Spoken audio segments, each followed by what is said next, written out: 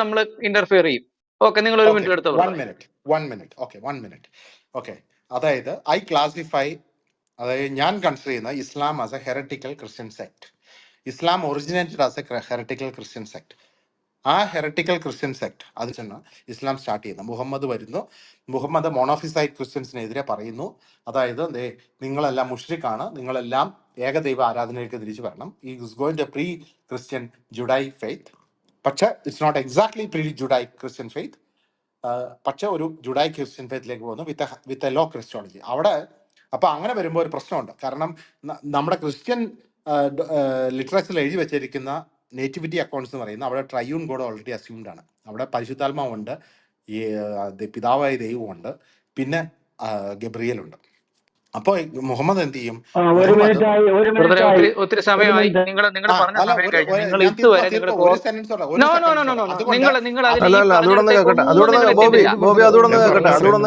അതുകൊണ്ടൊന്ന് കേക്കട്ടെ.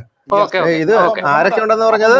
പിതാവാൻ ദൈവമുണ്ട്, പരിശുദ്ധാത്മാവുണ്ട്, ഗബ്രിയേലുണ്ട് അല്ലേ? ഗബ്രിയേലുണ്ട്. അപ്പൊ മുഹമ്മദ് എന്ത് ചെയ്യും? മുഹമ്മദ് ഈ existing Christian accounts of nativity അതിനെ എടുത്തിട്ട് അതിനെ മസാജ് ചെയ്ത് പരിശുദ്ധാത്മാവിനെ ഒഴിവാക്കുന്നു, പിതാവായ ദൈവത്തിനെ മാത്രം വെക്കുന്നു, പരിശുദ്ധാത്മാവിനെയും റൂഹാനെയും കൺഫ്ലേറ്റ് ചെയ്യുന്നു. അങ്ങനെയാണ് നമ്മൾ ഇന്ന് കാണുന്ന ഈ സൂറ മറിയമിലും സൂറ ആലി ഇമ്രാനിലും സൂറ ഇതിലെല്ലാം കാണുന്ന നേറ്റിവിറ്റി അക്കൗണ്ട്സ് വരുന്നത്. പക്ഷെ അത് തമ്മിൽ അങ്ങോട്ട് ബന്ധപ്പെടുന്നില്ല. ഓക്കെ, ഇനി ഇത് ഞാൻ പറഞ്ഞ എത്ര പേർക്ക് മനസ്സിലായെന്ന് എനിക്കറിയത്തില്ല, പക്ഷെ മനസ്സിലായവർക്ക് മനസ്സിലായി. താങ്കൾ പറഞ്ഞത് മനസ്സിലായത് ഇതൊരു കൾട്ടാണെന്ന് മനസ്സിലായി. ഒരു കുഴപ്പമില്ല. അല്ല, പുള്ളി അത് പറയട്ടെ. നമ്മുടെ വിഷയം ഏതാണ് ബോബി? ഈ പുത്രനില്ലാതെ അതല്ല പുള്ളിക്ക് അത്ര അല്ല, അത് നമ്മൾ ചോദിക്കേണ്ട കാര്യമില്ല. പിതാവും പുത്രനും പരിശുദ്ധാത്മാവും എന്ന ബന്ധത്തെ പിതാവും പരിശുദ്ധാത്മാവും ഗബ്രിയേലും ആക്കി വെച്ചപ്പോൾ തന്നെ എത്രത്തോളം ഉണ്ടെന്ന് നിങ്ങൾ മനസ്സിലാക്കി എടുത്താൽ മതി. അതെന്തിനാ നമ്മൾ ആ ചോദ്യത്തിലേക്ക് പോയി കഴിഞ്ഞാൽ ഒരുപാട് ചോദ്യം. നമുക്കിപ്പോൾ യേശു ഈസായിട്ടുള്ള വിഷയമാണ്. ആ ഈസയുടെ വിഷയത്തിന്മേൽ ഒന്നാക്കി കാണിച്ചേ. എനിക്ക് അതാണ് വേണ്ടത്. അതെ ബ്രദറെ, അതിനെന്തെങ്കിലും താങ്കൾക്ക് പറയാനുണ്ടോ? അല്ല, നിങ്ങൾ ഇപ്പൊ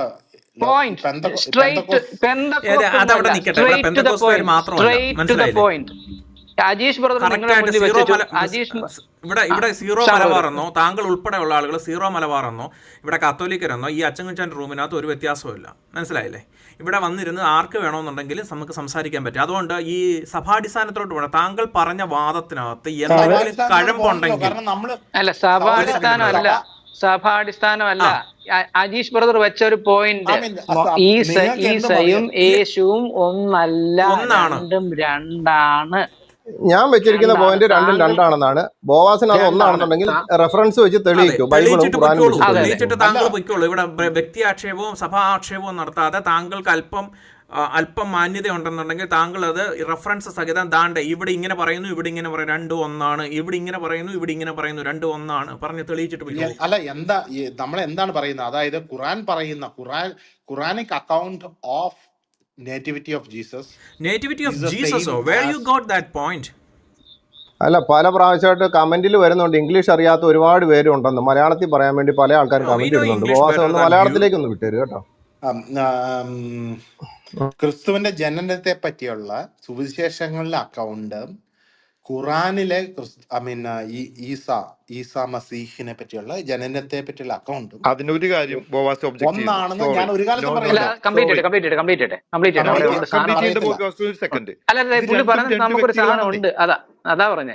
ഇത് രണ്ട് വ്യക്തികളാണെന്ന് പറയാൻ കാരണം ബോവാസുകൾക്ക് നിങ്ങൾ പറയുന്ന ഈ ആൾക്കാരെ തെറ്റിദ്ധരിപ്പിക്കുകയാണ്. ലൂക്കായുടെ സുവിശേഷത്തിലും പിന്നെ മത്തായിയുടെ സുവിശേഷത്തിലുള്ള യേശു ക്രിസ്തു ഒരാളാണ്.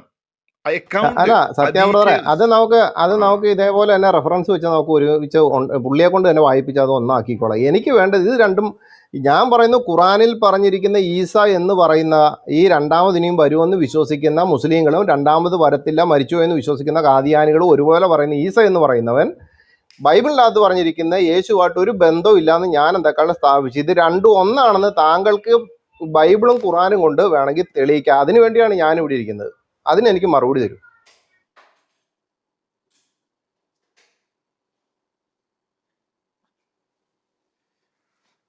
ഇതേ നമ്മൾ ഒരു കാറ്റഗോറിക്കൽ ഡിഫറൻസ് ആണ്. നിങ്ങൾ ചോദിക്കുന്ന അല്ല ഞാൻ ആൻസർ ചെയ്യുന്നത്. അതിപ്പോ ഞങ്ങളുടെ കുഴപ്പമാണോ? ഇപ്പൊ ഞാൻ ബ്രദറെ അത് നിങ്ങൾ അത് ബോവാസ് നിങ്ങള് ബ്രദറെ നിങ്ങൾ അത് ഒരു ശരിയാണ്, ഇത് രണ്ടും ഒന്നാണെന്ന് അത് ശരിയാണ്. വിശ്വസിക്കുന്ന രീതിയിൽ നിങ്ങൾ ഞങ്ങൾ തെളിയിച്ചതാ. ചോദിക്കുന്നതിനല്ല നിങ്ങൾ ഉത്തരം പറയുന്നത്. കറക്റ്റ് ആണ്. കാറ്റഗോറിക്കൽ ഡിഫറൻസ് ഉണ്ടെന്ന് മനസ്സിലായല്ലോ. കറക്റ്റ്. അതെ, അതൊരു കാറ്റഗോറിക്കൽ ഡിഫറൻസ് ആണ്. ഇപ്പൊ അപ്പൊ ഒരു കാര്യം ചെയ്യും, ഈ റിയലൈസേഷനിൽ നിന്നുകൊണ്ട് താങ്കൾ പറയൂ, ഞങ്ങൾ ചോദിച്ച ചോദ്യത്തിന് മറുപടി പറഞ്ഞ പ്രശ്നം തീർന്നില്ലേ? നിങ്ങൾ ഇങ്ങനെ എനിക്ക് ഇത്രേ ഉള്ളൂ, ഈ ഒരുപാട് സമയം കളയേണ്ട കാര്യം, ഇത് രണ്ടും ഒന്നാണെന്ന് താങ്കളുടെ ഇത് വെച്ചുകൊണ്ട് ഒന്ന് തെളിയിച്ച് കാണിച്ചേ, ഖുറാനും ബൈബിളും വെച്ച് ഒന്ന് തെളിയിച്ച് കാണിച്ചേ. അല്ല, അതിപ്പോ അത് ചോദ്യം എനിക്ക് നിങ്ങളോട് തിരിച്ചു ചോദിക്കാൻ പാടില്ല. നിങ്ങൾ വിശ്വസിക്കുന്ന ഞങ്ങൾ അല്ല, തിരസ്കരിക്കുന്നതാണ്. അത് അജീഷ് ബ്രദർ ഇവിടെ ഞാൻ തെളിയിച്ചു. എന്റെ വിശ്വാസം പറഞ്ഞു. ചോദിക്കട്ടെ. ബൈബിളിന്റെ അകത്ത് പറഞ്ഞിരിക്കുന്ന യേശു ക്രിസ്തുവും ഖുറാന്റെ അകത്ത് പറഞ്ഞിരിക്കുന്ന ഈസയുമായിട്ട് ഒരാളല്ല എന്ന് ഞാൻ വിശ്വസിക്കുകയും ഞാൻ തെളിയിക്കുകയും ചെയ്തു.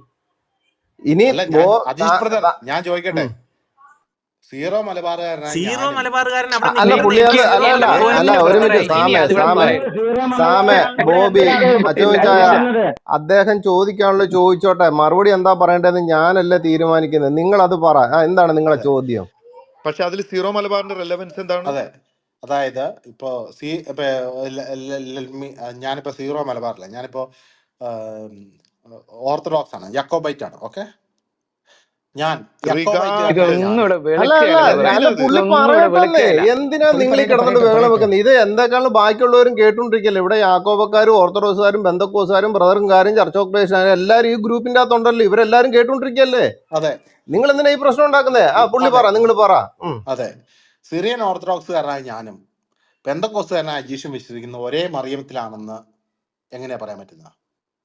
എന്നോടുള്ള ചോദ്യമാണോ? എന്നോടുള്ള ചോദ്യം. ഓക്കെ, ബൈബിളിന്റെ അകത്തുള്ള മറിയം, വിശുദ്ധ മറിയം, ആ മറിയത്തിൽ തന്നെയാണ് ഞാൻ വിശ്വസിക്കുന്നത് പോലെ തന്നെ ബാക്കിയുള്ളവരും വിശ്വസിക്കുന്നത്. ബൈബിളിൻ്റെ അകത്ത് പറഞ്ഞ് ഈന്തപ്പന മരം പിടിച്ച് കുലുക്കാത്ത, അല്ലെന്നുണ്ടെങ്കിൽ അള്ളാഹുവിൻ്റെ ദൂതം വന്നപ്പോഴത്തേനും എനിക്ക് മരിച്ചാൽ മതിയെന്ന് പറഞ്ഞ അങ്ങനെ ഒരു മറിയെപ്പറ്റി എനിക്കറിയത്തില്ല. എന്തെക്കാളും സത്യക്രിസ്ത്യാനികളായിട്ടുള്ള ഈ വിഭാഗത്തിൽ നിൽക്കുന്നവരും സിറിയൻ ഓർത്തഡോക്സുകാരായ ഞാൻ വിശ്വസിക്കുന്ന മറിയം ദൈവമാതാവാണ്. അല്ല, താങ്കൾ യാക്കോബക്കാരനാന്ന് പറഞ്ഞിട്ട് ഇപ്പൊ സിറിയൻ ഓർത്തഡോക്സിലേക്ക് മാറി. സിറിയൻ എന്തോ വിശ്വസിക്കുന്ന മറിയ ദൈവമാണോ? ഒരു മിനിറ്റ്, സിറിയൻ ഓർത്തഡോക്സ് എന്ത് വിശ്വസിക്കുന്നു? അല്ല, പുള്ളി ഏതായാലും ഒന്ന് ഉറപ്പിക്കാൻ പറ.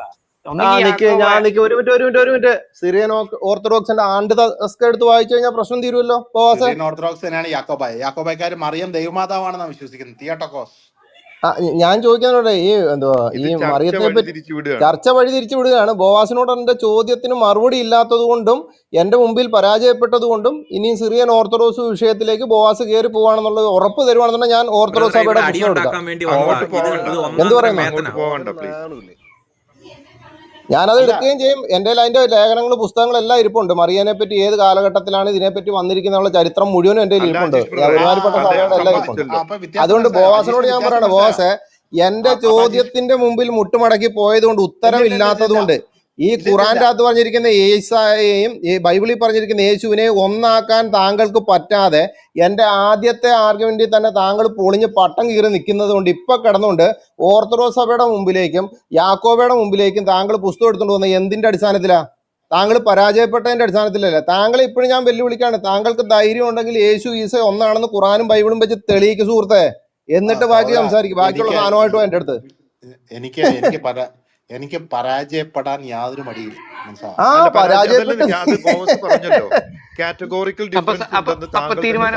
അപ്പൊ തീരുമാനമായി, ഇത്ര ഉള്ളൂ. കാരണം അദ്ദേഹം ഓർത്തഡോക്സുകാരനുമല്ല, യാക്കോബക്കാരനല്ല, കത്തോലിക്കനുമല്ല.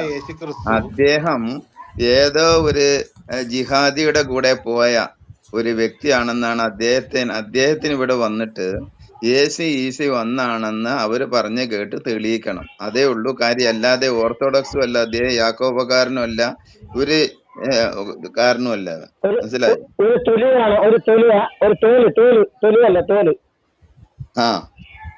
അതല്ലാതെ അദ്ദേഹത്തിന് ഇസ്ലാമിനെ കുറിച്ചും അറിയില്ല, ബൈബിളിനെ കുറിച്ച് തീരെ അറിയില്ല. അങ്ങനെ ഒരു ചർച്ചയുടെ ആവശ്യം അങ്ങനെയൊന്നും പറയല്ലേ. പുള്ളി അതൊക്കെ വിശ്വസിക്കുന്ന ആള്. എൻ്റെ അലി ബ്രദർ അങ്ങനെയൊന്നും പറയരുത്. ഇപ്പം POC ബൈബിൾ എടുത്തിട്ട് അദ്ദേഹം ഇപ്പോൾ ഒരു വാക്യം വായിച്ചിട്ട് പുള്ളി ഉറപ്പിക്കുമല്ലോ, പുള്ളി ക്രിസ്ത്യാനിയാണെന്ന് പുള്ളി ഉറപ്പിക്കുമല്ലോ. ശരിയല്ലേ ബോസേ? അതിന് യാക്കോക്കാര് POC ബൈബിൾ സഹോദര വിശ്വസിക്കുന്ന എനിക്ക് എനിക്കറിയില്ലെങ്കിൽ പുള്ളി യേശു ഈസ ഒന്നാണെന്ന് സ്ഥാപിക്കാൻ വേണ്ടി വന്നത് ഇപ്പൊ POC ബൈബിൾ എടുത്തുണ്ട്. അപ്പൊ പിന്നെ ഞാൻ POC ബൈബിൾ തന്നെ എടുത്താ പോരെ? അല്ല, ഈ സോളാ സ്ക്രിപ്ചറക്കാർക്കാണ് പുസ്തകം വായിച്ചിട്ട് ക്രിസ്ത്യാനി ഉറപ്പിക്കേണ്ട ആവശ്യം വരുന്നത്. നിങ്ങൾക്ക് അത് വിശ്വസിക്കേണ്ട കാര്യമില്ല. നമുക്ക് അങ്ങനെ ബൈബിൾ വിശ്വസിക്കേണ്ട കാര്യമില്ല അല്ലേ? അതുകൊണ്ടാണ് ബൈബിൾ വിശ്വസിക്കാതെ കണ്ട ആൾക്കാർ എഴുതിയ പുസ്തകം എടുത്ത് വായിക്കുന്നത് കൊണ്ടാണ് യേശു ഈസ ഒന്നാണെന്നും പറഞ്ഞുകൊണ്ട് നടക്കുന്നത്. ഗതികേടല്ലേ ബോസേ? എന്നെ സംബന്ധിച്ചുള്ള ക്രിസ്തു അല്ല, നിങ്ങൾ ഈ വിഷയം മാറ്റിക്കൊണ്ട് പോകാതെ നിങ്ങളൊരു ആർജമുള്ള ഒരു ആർജമുള്ള സുറിയാനി ക്രിസ്ത്യാനി ആണെന്നുണ്ടെങ്കിൽ, ഒരു സുറിയാനി യാക്കോബെ ക്രിസ്ത്യാനിയുടെ രക്തം ഒഴുകുന്ന മനുഷ്യനാണെന്നുണ്ടെങ്കിൽ നിങ്ങൾ ആ യേശു ഈസ ഒന്നാണെന്ന് ഖുറാനും ബൈബിളും വെച്ച് തെളിയിക്കുന്നേ. അല്ല, ഒരു മിനിറ്റ് അജീഷ് സാർ, ഒരു സെക്കൻഡ്. ജെയിംസ് സാർ ഒരു കാര്യം, താങ്കൾ തന്നെ കള്ളത്തരവിടെ പറഞ്ഞില്ലേ? ആദ്യം പറഞ്ഞു താങ്കൾ സീറോ മലബാർ കൽദായ വിഭാഗമാണ്, പിന്നെ പറഞ്ഞു ഓർത്തഡോക്സ് ആണെന്ന്. നാണമില്ലേ താങ്കൾക്ക്? അല്ല, ഒന്ന് ബോസേ, ആ സീറോ സുറിയാനി സഭയുടെ രക്തം ഒഴുകുന്ന ശരീരമാണെന്നുണ്ടെങ്കിൽ ഒന്ന് തെളിയിച്ചേ. യേശു ഈസ ഒന്നാണെന്ന് ഖുറാനും ബൈബിളും വെച്ചൊന്ന് തെളിയിച്ചേ. എന്റെ പൊന്നു സഹോദര, ഞാൻ സീറോ മലബാർ കൽദായ വിഭാഗമാണ്. ആണെന്നുണ്ടെങ്കിൽ ഒന്ന് തെളിയിച്ചേ. നിങ്ങളിൽ ഇരിക്കുന്ന ബൈബിൾ എടുത്ത് വെച്ചിട്ട് ഖുറാനൂടെ വെച്ചിട്ട് ഒന്ന് തെളിയിച്ചേ. ഒരു മിനിറ്റ് എനിക്ക് താ. തന്നു. ഒന്നല്ല, ഒരു 5000 മിനിറ്റ് തന്നാലും നിങ്ങൾ തെളിയിക്കത്തില്ല. നമ്മളെല്ലാം ക്രിസ്ത്യാനികളല്ലേ? അല്ല, ഞാൻ താങ്കളെ ഇങ്ങനെ മനസ്സിലാക്കപ്പെട്ട ഒരുത്തനെ ഞാൻ ക്രിസ്ത്യാനിയായിട്ട് ഞാൻ കണക്ക് കൂട്ടത്തില്ല. അങ്ങനെയാണെങ്കിൽ വെറുതെ ആവശ്യമില്ലാത്ത കാര്യങ്ങളൊന്നും പറയാതെ നമ്മുടെ റൂമിൽ വന്ന ഒരാൾ സംസാരിക്കുന്നു, അയാൾ ഏത് വിഭാഗമാണെന്ന് നമ്മുടെ വിഷയമുള്ള കാര്യമല്ല. പുള്ളി ജിഹാദിയോ മറ്റുള്ള എന്തെങ്കിലും ആയിക്കോട്ടെ, ഇവിടെ വന്ന് ഒരുത്തനെ വേറെ ഒരു ചാപ്പ് കുത്തി കൊടുക്കേണ്ട കാര്യം എന്താ വെച്ചാൽ പുള്ളി ഏത് വിഭാഗവും ആയിക്കോട്ടെ. പക്ഷെ എന്റെ മുമ്പിൽ ഇപ്പോൾ യേശു ഈസയും ഒന്നാണെന്ന് തെളിയിക്കാൻ പറ്റാതെ, ഖുറാനും ബൈബിളും വെച്ച് തെളിയിക്കാൻ പറ്റാതെ, തല മടക്കി മുട്ടുമടക്കി നട്ടല് വളച്ച് ഇവിടെ ഇരിക്കുന്ന സൗരന്മാരുടെ മുമ്പിൽ നിൽക്കുന്ന ഒരു വ്യക്തിയായിട്ടാണ് ഇവിടെ നിൽക്കുന്നത്. ഇല്ലെന്നുണ്ടെങ്കിൽ പുള്ളി തെളിയിക്കട്ടെ. ഞാൻ എന്തൊക്കെയാലും രണ്ടാണെന്ന് തെളിയിച്ചു. അതിനെ പുള്ളിക്ക് എന്തൊക്കെയാണെങ്കിലും കണ്ണിച്ചുകൊണ്ട് ഒന്നാക്കാൻ പുള്ളിക്ക് സാധിക്കത്തില്ല എന്ന് ഉറപ്പായി. അതുകൊണ്ടാണ് ഇപ്പോൾ ഈ പല വഴിക്ക് പോയിക്കൊണ്ടിരിക്കുന്നത്. അത് മനസ്സിലായില്ലേ? ഞാൻ സംസാരിക്കാൻ തുടങ്ങിയപ്പോഴത്തേനും ഞാൻ വേറെ സീറോ മലബാറിലേക്ക് യാക്കോബയിലേക്ക് ഒന്നും പോയില്ലല്ലോ. ഞാൻ ഖുറാനും ഹദീസും വെച്ചുകൊണ്ട് തന്നെ പുള്ളിയെ കൊണ്ട് വായിപ്പിച്ചല്ലേ ശരിയാക്കിയത്. താങ്കൾ ഖുറാനും ബൈബിളും പറയുന്നത് ഞാൻ വായിക്കാൻ തയ്യാറാണ്. താങ്കളെടുത്ത് പറയുന്നത് എവിടാണ് ഇത് രണ്ടും ഒന്നാക്കാൻ പറ്റുന്നത് ഒന്ന് പറഞ്ഞേ, ഞാൻ വായിക്കാം. ബോസേ, സഹോദര, താങ്കൾ എനിക്ക് സംസാരിക്കാൻ സമയം തരുന്നില്ല. പിന്നെ ഞാൻ എങ്ങനെ പറയുന്നത്? ശരി, എത്ര മിനിറ്റ് വേണം?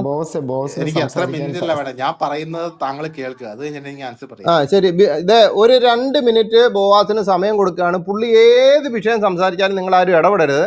പക്ഷേ യേശു ഈസ ഒന്നാണെന്നുള്ള കാര്യം ഇദ്ദേഹം ഇതുവരെയായിട്ടും ആ 2 മിനിറ്റ് കൊണ്ട് ബൈബിൾ റെഫറൻസും ഖുറാൻ വെച്ച് തെളിയിക്കാൻ പറ്റിയില്ല എന്നുണ്ടെങ്കിൽ പിന്നെ ഇനിയും മോഡറേറ്റർമാർ തീരുമാനിക്കും ഇദ്ദേഹം ആരാണെന്നുള്ളത്. ഞാൻ അത്രയും സമയം താങ്കൾക്ക് തരാം. 2 മിനിറ്റ് ആരും കയറി സംസാരിക്കരുത്. 8:20 കേട്ടോ? ഓക്കെ, ശരി. ഞാനൊരു സിറിയൻ ഓർത്തഡോക്സ് അല്ലെ യാക്കോബൈറ്റ് ആണ് എന്ന് ഞാൻ പറഞ്ഞു എന്ന് പറയുന്നതിന്റെ അർത്ഥം, let's consider A thought experiment. അതായത് ഞാൻ നിങ്ങളോട് ഒരു സിറിയൻ ഓർത്തഡോക്സ് എന്നുള്ള രീതി സംസാരിക്കുകയാണെങ്കിൽ ഞാൻ ഇങ്ങനെ ഒരു ആർഗ്യുമെന്റ് പറയും. അതാണ് ഞാൻ ഉദ്ദേശിച്ചത്. അല്ലാതെ ഞാൻ സീറോ മലബാർ കൽദായ വിഭാഗമാണ്, ഈസ്റ്റ് സിറിയ അല്ലെങ്കിൽ പൗരസ്ത്യ കൽദായ ഭാഷ പഠിക്കുകയും അത് എന്താ പറയുന്നത് അതിനെപ്പറ്റി പഠിക്കുന്ന ആ രീതിയിൽ ഒരു ബൈബിളിനെ അപ്രോച്ച് ചെയ്യുന്ന ഒരാളാണ് ഞാൻ. ഓക്കെ, ഇനി എന്തുകൊണ്ട് ഞാൻ ഖുറാനോട് നിഭാവം പുലർത്തുന്നു എന്ന് പറഞ്ഞു കഴിഞ്ഞാൽ, ഖുറാനിൽ ഏകദേശം 350ഓളം വാക്കുകൾ വേറെ ഭാഷകളിൽ നിന്ന് കടമെടുത്തിട്ടുണ്ട്. അതിൻ്റെ അകത്ത് ഏറ്റവും കൂടുതൽ വാക്കുകൾ കടമെടുത്തിട്ടുള്ളത് പൗരസ്ത്യ സുറിയാനിയിൽ നിന്നാണ്. അതിന് നമ്മൾ വിചാരിക്കുന്ന ഒരു കാരണം എന്ന് പറയുന്നത്, ഈ എന്താ പറയുന്ന ഖുറാൻ തഫ്സീറുകൾ എഴുതിയ മനുഷ്യർ they placed Muhammad in a way such that Muhammad എന്ന് പറയുന്ന ഒരു നിരക്ഷരനും ഈ ക്രിസ്തു മതവും ജൂതമതവും ഇതുമായിട്ട് ബന്ധമില്ലാത്ത ഒരു സ്ഥലത്ത് ആണ് ജീവിക്കുന്നുള്ള രീതിയിലാണ് തഫ്സീറുകൾ എഴുതിയ ആൾക്കാർ എഴുതിയത്. പക്ഷെ യഥാർത്ഥത്തിൽ അങ്ങനെയല്ല. ഇറ്റ് ഈസ് ഖുറാൻ, ഈ മുഹമ്മദ് എന്ന് പറയുന്ന ആള് ജീവിച്ചിരുന്നത് യഥാർത്ഥത്തിൽ ഒരു ക്രിസ്ത്യൻ ജുദയോ മിലിയൂലാണ്. അപ്പോൾ യഥാർത്ഥത്തിൽ ഖുറാനിൽ നമ്മൾ കാണുന്ന ഈ പൗരസ്ത്യ സുറിയാനിയിലെ ഏകദേശം ഈ 350 വാക്കുകൾ, ഖുറാനിലുള്ള 350 ഫോറിൻ വേർഡ്സ് അല്ലെങ്കിൽ ലോൺ വേർഡ്സ്, കടമെടുത്ത വാക്കുകൾ, ഇപ്പം നമ്മൾ ജനാല അല്ലെങ്കിൽ കപ്പിത്താൻ എന്നൊക്കെ പറയുന്ന പോലത്തെ ഈ വാക്കുകൾ ഭൂരിഭാഗം വരുന്നത് പൗരസ്ത്യ സുറിയാനിൽ നിന്നാണ്. മസ്ജിദ്, ഖുറാൻ എന്ന് പറഞ്ഞ ലക്ഷണറി, ഞാൻ പറഞ്ഞല്ലോ ലക്ഷണറി എന്ന് പറഞ്ഞു കഴിഞ്ഞാൽ നമ്മൾ ഇപ്പൊ നിങ്ങൾ ശവസംസ്കാര ശുശ്രൂഷകൾ എടുക്കുവാണെങ്കിൽ അതിൻ്റെ അകത്ത് എല്ലാ ഭാഗങ്ങളും ഒന്നുകിൽ സങ്കീർത്തനങ്ങളിൽ നിന്നോ അല്ലെങ്കിൽ വേറെ ഏതെങ്കിലും ഭാഗങ്ങളിൽ നിന്നോ എടുത്തുള്ള അങ്ങനെയുള്ള ഒരു ടെക്സ്റ്റാണ് ഖുറാൻ എന്ന അറബിയിലും ഖുറീന എന്ന് നമ്മൾ സുറിയാനിലും പറയുന്നത്. അങ്ങനെയുള്ള ഒരു ടെക്സ്റ്റിൽ നിന്നാണ് ഖുറാൻ എന്ന് പറഞ്ഞ വേർഡ് തന്നെ വരുന്നത്. ഓക്കെ, അപ്പോൾ ഞാൻ പറയുന്നത് ഖുറാൻ എന്ന് പറയുന്നത് ഒരു ഹെററ്റിക്കൽ ക്രിസ്ത്യൻ സെക്റ്റായിട്ടാണ് ഞാൻ ക്ലാസിഫൈ ചെയ്യുന്നത് വിത്ത് എ ലോ ക്രിസ്റ്റോളജി. അവർ യേശു ക്രിസ്തുവിനെ ജൂതമതം ചെയ്യുന്ന പോലെ ഒരു ഇതല്ല ചെയ്യുന്നത്. പക്ഷേ അതേസമയം തന്നെ ദേ give him an attribute of A prophet. പക്ഷെ അവിടെ ഒരു പ്രശ്നമുണ്ട്. അതായത് ഈ ട്രയൂൺ ഗോഡ് ട്രിനിറ്റി എന്ന് പറയുന്ന സാധനം ഡിനൈ ചെയ്ത് അതിന് വരെ ഏകദൈവം വരുന്നു. പക്ഷെ അതേസമയം തന്നെ താങ്ക് യു ബ്രദറെ, ക്രിസ്ത്യൻ സ്ക്രിപ്റ്റേഴ്സിനെ മസാജ് ചെയ്ത് താങ്ക് യു ബ്രദറെ. ആ ഒരു ട്രിനിറ്റേറിയൻ താങ്കൾ ഇപ്പോഴും അപ്പം അപ്പം 2 മിനിറ്റിൽ സംസാരിച്ചിട്ട് അപ്പൊ എല്ലാവർക്കും ബോധ്യമായല്ലോ എന്റെ വാദത്തെ ഒരു രീതി കൊണ്ട് പോലും ഒരു വാക്ക് കൊണ്ട് ഒരു പോകാനോ ഉണ്ടോ ഈ 2 മിനിറ്റിന് മുകളിൽ സമയം കൊടുത്തിട്ടും ബോവാസിന് അതിനെ തകർക്കാൻ പറ്റാതിരിക്കെ ഇനി ഇതേപോലുള്ള മനസ്സണക്കപ്പെട്ട ആൾക്കാരെ നിങ്ങൾ സൂക്ഷിച്ചോണം കേട്ടല്ല. യേശു ഈസയും അല്ലല്ല ഞാനൊന്ന് പറഞ്ഞു തീർത്തോട്ടെ, ഞാൻ പറഞ്ഞതിന് ശേഷം ആയിക്കോട്ടെ. യേശു ഈസയും 2 ആണെന്നുള്ളത് ഞാൻ ഖുറാനും ബൈബിളും വെച്ച് തെളിയിച്ച് കൈ കൊടുത്തു. അതിനുശേഷം ഇത്രയും സമയമായിട്ട് പുള്ളിക്ക് ഖുറാനും ബൈബിളും വെച്ച് അതിനെ ഒന്ന് നേരെ ഒന്നാണെന്നും പറഞ്ഞുകൊണ്ട് വന്ന ആളിന് ഇത്രയും നേരമായിട്ട് ഒന്നാക്കാൻ സാധിച്ചിട്ടില്ല. പുള്ളിക്ക് വേറെ എന്തോ വഴിയിലൂടെ എല്ലാം സഞ്ചരിച്ച് പോയിക്കൊണ്ടിരിക്കുകയാണ്. ഇങ്ങനെ ഒരു നാണം കെട്ട ഒരു മനുഷ്യന് ആയിപ്പോയല്ലോ എന്ന് ഓർത്തതിൽ എനിക്ക് വല്ലാത്തൊരു ബുദ്ധിമുട്ടുണ്ട്, ഒരു സങ്കടവും ഉണ്ട് താങ്കളെ പറ്റി ഓർക്കുമ്പോൾ കേട്ടോ. കാരണം ഇതുപോലുള്ള മനസ്സിണക്കപ്പെട്ട ആൾക്കാർ കാരണമാണ് പല സഭകളിലും പല സ്ഥലത്തും ഇതുപോലെ വലിയ പ്രശ്നങ്ങൾ ഉണ്ടായിക്കൊണ്ടിരിക്കുന്നത്. അതിനെ നിങ്ങൾ സൂക്ഷിക്കുക, ഇത്തരത്തിലുള്ള ആൾക്കാരെ നിങ്ങൾ സൂക്ഷിക്കുക എന്നുള്ളത് പ്രത്യേകം ഞാൻ പറയുകയാണ്. ഓക്കെ, ഇനി ബാക്കിയുള്ളവർക്ക് ഞാൻ പറഞ്ഞിട്ട് പറയാം ഒരു സെക്കൻഡ്. അതായത് ഈ റൂമിനകത്ത് സഭകൾ തങ്ങളിലുള്ള ഒരു പ്രശ്നവുമില്ല, എല്ലാ സഭക്കാരും ഈ റൂമിനകത്തുണ്ട്. അപ്പൊ എന്റെ കൂട്ടുകാരൻ വന്നിരിക്കുന്നത് ഈ സഭകളെ തങ്ങളില് ഈ റൂമിലൊന്ന് പറഞ്ഞ് ഒന്ന് ദൂരെ ആക്കി വിട്ടാൽ കൊള്ളാമെന്നുള്ള രീതിയിലാണ് ഇപ്പോൾ ഈ ചില കാര്യങ്ങൾ പറഞ്ഞു വന്നത്. ഈ പറഞ്ഞ ഒന്ന് യേശുവും ഈസയും ഒന്നാണെന്ന് തെളിയിക്കുവാൻ ഇതുവരെയും സാധിച്ചിട്ടുമില്ല. അതുകൊണ്ട് ഈ കൂട്ടുകാരനോട് പറയുകയാണ്, ഈ റൂമിനകത്ത് സഭകളെ കുറിച്ച് പറയാൻ ഞാൻ അനുവദിക്കത്തില്ല. നിങ്ങൾ ഒരു പ്രാവശ്യം പറഞ്ഞു അജീഷ് ബാബു ഏതാണ് എന്നൊക്കെ പറഞ്ഞു, ഞാൻ ഇതാണ് എന്നൊക്കെ പറഞ്ഞു വന്ന് ഇവിടെ വന്നല്ലോ. ഇവിടെ സഭകളെ കുറിച്ചല്ല ഇത് ചർച്ച, ഇസ്ലാമിക വിശ്വാസവും ക്രൈസ്തവ വിശ്വാസവും.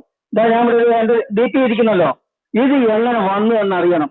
അതിനെക്കുറിച്ച് ഇത് ഇനിയുള്ള ചർച്ച അത് മാത്രമായിരിക്കും. സാമ്പകൾ സംസാരിച്ചോളൂ. ഓക്കെ, 2 മറുപടി പറഞ്ഞതിന് ശേഷം ഒരു കാര്യം കൂടെ പറഞ്ഞിട്ട് ഞാൻ നിർത്തുകയാണ്. എന്നിട്ട് നിങ്ങൾ സംസാരിക്കും. ഒറ്റ ഒരു കാര്യം കൂടെ, കുഴപ്പമില്ലല്ലോ, ഒറ്റ ഒരു കാര്യം കൂടെ. ഓക്കെ, പറയാനുള്ളത് ഒരു ക്രിസ്തീയ വിശ്വാസി എന്ന നിലയിൽ അല്ലെങ്കിൽ ക്രിസ്തീയ വിശ്വാസികളായിട്ട് ഇവിടെ ഇരിക്കുന്ന എല്ലാവരുടെ ആഗ്രഹവും എല്ലാവരുടെയും താല്പര്യവും അല്ലെന്നുണ്ടെങ്കിൽ എല്ലാവരും ആശിക്കുന്നതുമായിട്ടുള്ള കാര്യം കർത്താവായ യേശുക്രിസ്തു 2ാമത് വരികയും ആ കർത്താവായ യേശുക്രിസ്തുവിനോട് നമ്മൾ ഒരുമിച്ച് ചേരുകയും തൻ്റെ സഭയും വിശുദ്ധന്മാരെ ഒരുമിച്ച് ചേർക്കും എന്നുള്ള ഒരു വിശ്വാസത്തിലാണ് നമ്മളെല്ലാവരും ഇവിടെ ഇരിക്കുന്നത്. ശരിയല്ലേ ജെയിംസ് അങ്കിളെ? ശരിയല്ലേ? ശരിയാണ്. തീർച്ചയായിട്ടും. ഓക്കെ, എന്നാൽ ഖുറാനിൽ പറയുന്ന ഈ ഈസ എന്ന് പറയുന്നവൻ അവൻ വരുന്നത് എന്തിനു വേണ്ടിയാണെന്ന് ചോദിച്ചു കഴിഞ്ഞാൽ സൊഹീഹുൽ ബുഖാരി അധ്യായം 34 ഹദീസ് നമ്പർ 1044 പേജ് 396 പറയുന്നത് എങ്ങനെയാണ്?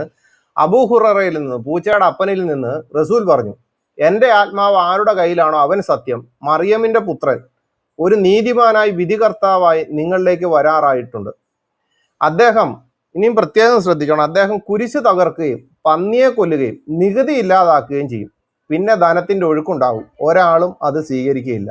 ഇങ്ങനെ ഒരു ഈസ എന്ന് വെച്ച് കഴിഞ്ഞാൽ ബൈബിളിനകത്ത് ചില മനസ്സിണക്കപ്പെട്ട കാഫറുകൾ ചിന്തിച്ച് നടക്കുന്ന കണക്ക് ഇത് 2 ഒന്നാണെന്ന് പറഞ്ഞു നടക്കുന്നവരോട് പറയുകയാണ്, ബൈബിളിൽ പറഞ്ഞിരിക്കുന്ന പരിശുദ്ധനായ യേശു ക്രിസ്തു അത്യുന്നതങ്ങളിൽ വസിക്കുന്ന സകലതും സൃഷ്ടിക്കുന്നതിന് മുമ്പേ ഉണ്ടായവൻ, സകലതും അവനാൽ ഉളവായെന്ന് പറഞ്ഞിരിക്കുന്ന ആ യേശു ക്രിസ്തു ഇനിയും വരുന്നത് കുരിശ് തകർക്കാനോ പന്നിയെ കൊല്ലാനോ നികുതി നിർത്തലാക്കാനോ അല്ല എന്നുള്ളത് ഓർക്കുക. അവനിൽ വിശ്വസിക്കുന്ന സഭയും വിശുദ്ധ ജനത്തെ ഒരുമിച്ച് ചേർക്കാൻ വേണ്ടിയാണ്. അല്ലാതെ ഈ കുരിശ് തകർക്കുന്ന പന്നിയെ കൊല്ലാൻ വേണ്ടി വരുന്ന, നികുതി ഇല്ലാതാക്കാൻ വേണ്ടി വരുന്ന ഒരു കള്ള ആളിനെ പറ്റി വിശുദ്ധ വേദപുസ്തകത്തിൽ എവിടെ എഴുതി വെച്ചിട്ടില്ല. എന്നാൽ 2ാമത് ഒരുത്തം വരുമെന്ന് പറയുന്നുണ്ട്. അത് വെള്ളത്തിൽ നിന്ന് കയറി വരുന്ന ഒരുത്തനാണ്. അവനെയും വേണമെങ്കിൽ ഇവനെയും കൂടെ ഒരുമിച്ച് വേണം കൂട്ടാൻ. കാരണം അവനും കയറി വരുന്നത്, വെളിപ്പാട് പുസ്തകത്തിൽ പറഞ്ഞിരിക്കുക, അവനും കയറി വരുന്നത് ഇതുപോലെ രക്തം കണ്ട് ആനന്ദിക്കാനാണ്. അതുകൊണ്ട് ഇനിയേലും മനസ്സിണക്കപ്പെട്ട ആൾക്കാരോട് പറയാണ്, ഒരു വീട്ടിൽ ഒരു കൊച്ചു കുഞ്ഞിനോട് പോലും ഇത് 2 ഒന്നാണെന്ന് നിങ്ങൾ പഠിപ്പിക്കരുത്. കാരണം പരിശുദ്ധനായ ദൈവത്തിന്റെ നാമത്തിൽ ജീവിക്കുന്ന ക്രിസ്തീയ വിശ്വാസികളോട് പറയുകയാണ്, നിങ്ങൾ നിങ്ങളുടെ നാവിൽ ഈ അശുദ്ധമായതിനെ വിശുദ്ധിയോടെ ഒരുമിച്ച് ചേർക്കരുത്. അശുദ്ധിയും വിശുദ്ധിയും കൂടെ ഒരുമിച്ച് ചേർക്കരുത്. അത് പ്രത്യേകം പറയാണ്. പിന്നെ ഒരു വാക്യം കൂടെ പറഞ്ഞിട്ട് ഞാൻ നിർത്തുകയാണ്. എല്ലാവരും പറയുന്ന ഒരു കാര്യമാണ് യേശു വീസ ഒന്നാണ്. പക്ഷെ എൻ്റെ വിശ്വാസം, ബൈബിളിലെ വിശ്വാസം അനുസരിച്ച് 1 കൊരിന്ത്യർ ലേഖനം 15-ാം അധ്യായത്തിന്റെ 3-4 വായിക്കുമ്പോൾ ഒരു കാര്യം കാണാം. ക്രിസ്തു നമ്മുടെ പാപങ്ങൾക്ക് വേണ്ടി തിരുവെഴുത്തുകളിൻ പ്രകാരം മരിച്ചു, അടക്കപ്പെട്ടു, തിരുവെഴുത്തുകളിൻ പ്രകാരം 3-ാം നാൾ ഉയർത്തെഴുന്നേറ്റു. ഇങ്ങനെ ഒരു യേശുക്രിസ്തുവിനെ പറ്റിയാണ് വിശുദ്ധ വേദപുസ്തകത്തിൽ ഞങ്ങൾ കണ്ടിട്ടുള്ളത്. എന്നാൽ മനസ്സിണക്കപ്പെട്ട ചില എണ്ണത്തിന് ഇങ്ങനെ ഒരു വാക്യം ഇല്ലാതിരിക്കെ ബാക്കിയുള്ള ഗ്രന്ഥങ്ങളിലെല്ലാം യേശുക്രിസ്തു ഉണ്ടെന്ന് പറഞ്ഞുകൊണ്ട് വരികയാണെങ്കിൽ നിങ്ങളുടെ മുമ്പിൽ ഞാൻ ചലഞ്ച് ചെയ്യുന്നു. നിങ്ങൾ പറയുന്ന പണി ഞാൻ ചെയ്യാം. എനിക്ക് ഇങ്ങനെ ഒരു വാക്യം കാണിച്ചു തരണം. വിശുദ്ധ വേദപുസ്തകത്തിൽ പറഞ്ഞിരിക്കുന്ന യേശുക്രിസ്തു മറ്റിതര ഗ്രന്ഥങ്ങളിലുള്ള ഈസയോ കൽക്കിയോ അല്ലെന്നുണ്ടെങ്കിൽ വേറെ ആരെങ്കിലും ആണെന്ന് നിങ്ങൾ ആരെയും ഉറപ്പിച്ച് ധൈര്യമായിട്ട് മുമ്പോട്ട് വരുന്നതിനോട് ഞാൻ പറയാണ്, വിശുദ്ധ വേദപുസ്തകത്തിൽ പറഞ്ഞിരിക്കുന്ന പോലെ 1 കൊരിന്ത്യർ ലേഖനം 15-ന്റെ 3-4 പറഞ്ഞിരിക്കുന്ന പോലെ ഈ വാക്യം ആ ഗ്രന്ഥങ്ങളിൽ നിങ്ങൾ കാണിച്ചു തരണം. ഇത്രേ ഉള്ളൂ. ക്രിസ്തു നമ്മുടെ പാപങ്ങൾക്ക് വേണ്ടി തിരുവെഴുത്തുകളിൻ പ്രകാരം മരിച്ചു, അടക്കപ്പെട്ടു, തിരുവെഴുത്തുകളിൻ പ്രകാരം 3-ാം നാൾ ഉയർത്തെഴുന്നേറ്റു. എൻ്റെ കർത്താവായ യേശുക്രിസ്തു വേഷത്തിൽ മനുഷ്യനായി ഭൂമിയിലേക്ക് കടന്നു വന്നത് സകല മനുഷ്യരുടെ പാപങ്ങൾക്ക് വേണ്ടി തിരുവെഴുത്തുകളിൻ പ്രകാരം മരിക്കാൻ വേണ്ടിയാണ്, അടക്കപ്പെടാൻ വേണ്ടിയാണ്, തിരുവെഴുത്തുകളിൻ പ്രകാരം 3-ാം നാൾ ഉയർത്തെഴുന്നേൽക്കാൻ വേണ്ടിയാണ്. അതില്ലാത്ത ഏതെങ്കിലും ഒരു പൊട്ടനെ പിടിച്ചിട്ട് എൻ്റെ കർത്താവായ യേശുക്രിസ്തു ആണ് ഇത് രണ്ടും ഒന്നാണെന്നും പറഞ്ഞുകൊണ്ട് ആരെങ്കിലും വന്നാൽ അവരോട് പറയാണ് ഇത് രണ്ടും ഒന്നാണെന്ന് അവരുടെ പുസ്തകം വെച്ചും ഈ പുസ്തകം വെച്ചും തെളിയിച്ചു തരണം. കാരണം 1 കൊരിന്ത്യർ ലേഖനം 1:23 പറയുന്നത്, ഞങ്ങളോ ക്രൂശിക്കപ്പെട്ട ക്രിസ്തുവിനെ പ്രസംഗിക്കുന്നു. ഞങ്ങളെല്ലാവരും, ഞാനും ജെയിംസ് അങ്കിളും അല്ലെങ്കിൽ ഇവിടെ ഇരിക്കുന്ന എല്ലാവരും, ഞങ്ങൾ പ്രസംഗിക്കുന്നത് ക്രൂശിക്കപ്പെട്ട ക്രിസ്തുവിനെയാണ്. അല്ലാതെ ക്രൂശിക്കുന്നതിന് മുമ്പ് സ്വർഗത്തിലേക്ക് ഉയർത്തിക്കൊണ്ടുപോയി പിന്നീട് പന്നിയെ കൊല്ലാനും കുരിശ് ചേർക്കാനും നികുതി ഇല്ലാതാക്കാനും വരുന്ന ഒരുത്തനെ പറ്റിയല്ല ഞങ്ങൾ പറയുന്നത്. 1 കൊരിന്ത്യർ ലേഖനം 15-14 പറയുന്നു, ക്രിസ്തു ഉയർത്തെഴുന്നേറ്റിട്ടില്ലെങ്കിൽ ഞങ്ങളുടെ പ്രസംഗം വ്യർത്ഥം, നിങ്ങളുടെ വിശ്വാസവും വ്യർത്ഥവും. ഞങ്ങളുടെ വിശ്വാസം ഉറപ്പുള്ളതാണ്, ഞങ്ങളുടെ പ്രസംഗവും ഉറപ്പുള്ളതാണ്. കാരണം ഞങ്ങൾ പ്രസംഗിക്കുന്നതും ഞങ്ങൾ വിശ്വസിക്കുന്നതും സകല മനുഷ്യരെയും പാപങ്ങൾക്കായിട്ട് തിരുവെഴുത്തുകളിൻ പ്രകാരം മരിച്ചു, അടക്കപ്പെട്ടു, തിരുവെഴുത്തുകളിൻ പ്രകാരം 3-ാം നാൾ ഉയർത്തെഴുന്നേറ്റ ആ ക്രിസ്തുവിൽ വിശ്വസിക്കുന്നതുകൊണ്ട് ഇങ്ങനെ ഒരു പ്രവൃത്തി ചെയ്യാത്ത ഏതെങ്കിലും ഒരുത്തനെ ഇതിനോട് കൂട്ടിക്കെട്ടുന്നവൻ കള്ളപ്രവാചകന്റെ അടിമകളാണ്. ഞാൻ ഇത്രയും പറഞ്ഞുകൊണ്ട് നിർത്തുകയാണ്. സാമെ ബാക്കി സംസാരിച്ചു. ഒരേ ഒരു കാര്യം പ്ലീസ്. ഇതിനിടയിലൂടെ ഒരു ചെറിയൊരു കുത്തിക്കയറ്റും കൂടെ പുള്ളിക്കാരൻ നടത്തി. അതായത് ജൂഡോ ക്രിസ്ത്യാനിറ്റിയുടെ പരമ്പരയിൽ വന്ന മുഹമ്മദ്, പൊന്നു ബ്രദറെ, അവർക്ക് പോലും ഇല്ലാത്ത വാദം താങ്കൾ എന്തിനാ ഇതിനകത്ത് വാദിക്കാൻ പറ്റുന്നത്? അതിനകത്ത് അവരുടെ ഇതിനകത്ത് തന്നെ എഴുതിയിരിക്കുന്നു, കുപ്പക്കൊന്നിലെ ഈന്തപ്പനെന്ന് അവരെ പറ്റി പറഞ്ഞേക്കുന്നത് ഈ മുഹമ്മദ് എന്ന് പറയുന്ന ആ കാഫിറിനെ. മനസ്സിലായോ? കുപ്പക്കൊന്നിലെ ഈന്തപ്പന. ഇത് നമ്മുടെ ബൈബിളിലോ അല്ലെങ്കിൽ ബൈബിള് അല്ലെങ്കിൽ നമ്മുടെ അപ്പോളജിസ്റ്റ് എഴുതിയ ബുക്കിനകത്ത് റെഫറൻസ് ചെയ്തിട്ടല്ല പറയുന്നത്. ഇത് അതേപോലെ അവരുടെ റെഫറൻസ് തന്നെ പറയുന്നത് കുപ്പക്കൊന്നിലെ ഈന്തപ്പന എന്നാണ് പറഞ്ഞത്. അങ്ങനത്തെ ഒരുത്തനെ ഈ ജൂതന്റെയും ക്രിസ്ത്യാനിയുടെയും വംശപരമ്പരയിൽ പെടുത്തി കളഞ്ഞല്ലോ നിങ്ങള്. ബാക്കി എല്ലാം ഞാൻ സത്യം പറഞ്ഞാൽ അത് നിങ്ങളുടെ അറിവുകാരാണെന്ന് സമ്മതിക്കാം.